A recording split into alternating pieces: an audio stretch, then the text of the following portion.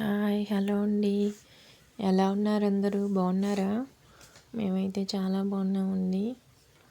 నేనైతే ఈరోజు బీరకాయ కర్రీ చేస్తున్నాను. బీరకాయలు అయితే కేజీ 80 రూపాయలండి మా దగ్గర.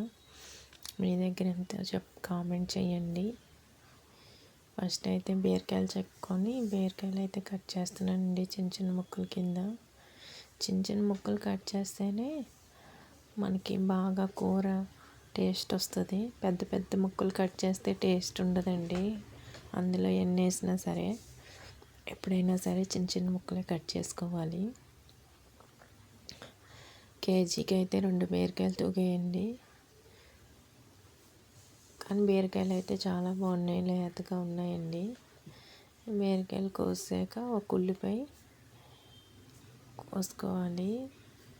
నెక్స్ట్ ఒక పచ్చిమిరకాయ, 2 ఎండుమిరపకాయలు, జీలకర్ర తాలింపులు వేయాలి. కొద్దిగా కరివేపాకు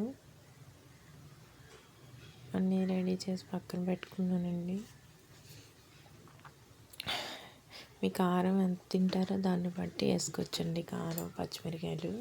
మేమైతే కారం చాలా తక్కువ తింటాము, అందుకే నేను కొద్దిగా ఒక పచ్చిమిరకాయ మాత్రమే వేసాను. తాలింపులు వెల్లుల్లిపాయలు చితక్కొట్టేసుకోవాలండి, బాగుంటుంది. ఆయిల్ అయితే కొద్దిగా ఎక్కువ వేసుకుంటే కూర కొద్దిగా టేస్ట్గా ఉంటుంది. నేను అందుకని చెప్పి 2 స్పూన్ల ఆయిల్ పోసానండి. ఫస్ట్ అయితే వెల్లుల్లిపాయలు వేయించుకోవాలి, తర్వాత పచ్చిమిర్చి, తర్వాత ఎండుమిర్చి, కరివేపాకు తాలింపులు వేసి కాసేపు వేగనివ్వాలండి. బీరకాయల వాటర్ని బట్టి మనం కారం వేసుకోవాలి. అవి వేగిన వెంటనే బీరకాయ ముక్కలు వేసుకొని వేయించుకొని మూత పెడితే అందులో ఉన్న వాటర్ అంతా బయటకు వస్తుందండి. ఆ వాటర్ అంతా మగ్గిపోయాక అప్పుడు కారం వేసుకోవాలి, అప్పుడే టేస్ట్ ఉంటుంది. కానీ ఫస్టే కారం వేయకూడదు, వేస్తే ఆ వాటర్లో కారం అయితే వేగదండి, అందువల్ల పచ్చివాసన వస్తుంది.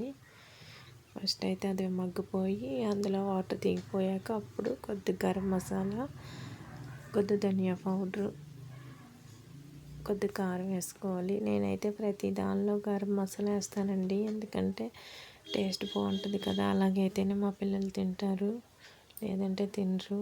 అందుకని చెప్పి ఇంకా ప్రతి దానిలో కూడా వేసేసుకుంటాను. కూర అయితే దగ్గరగా